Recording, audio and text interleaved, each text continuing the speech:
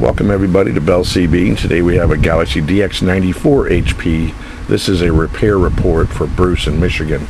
This radio came in with very low peak power, about 30-40 watts, overmodulated, and just looking kind of ugly.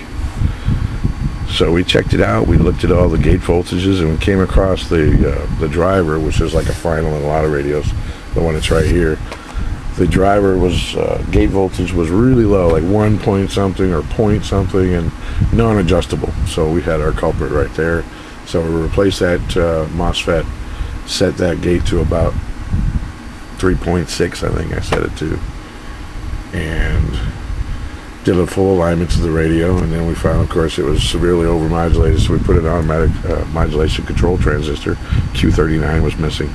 So we put that back in and set everything up nice. Set the AMC, set the ALC, just get it talking really good. So this is what we got out of it, Bruce.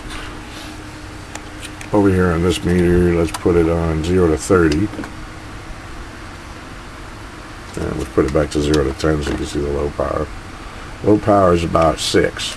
I know I usually go 3 to 30, but this one all the way down was 6, so I left it alone. And now all the way up, we set it for 30.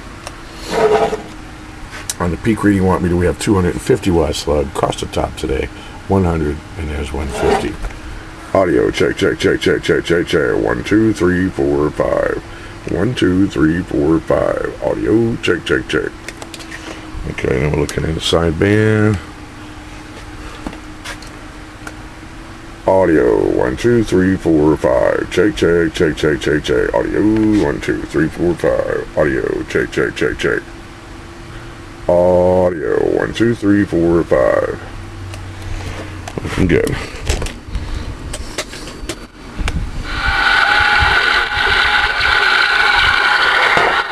some noise on the radio tonight.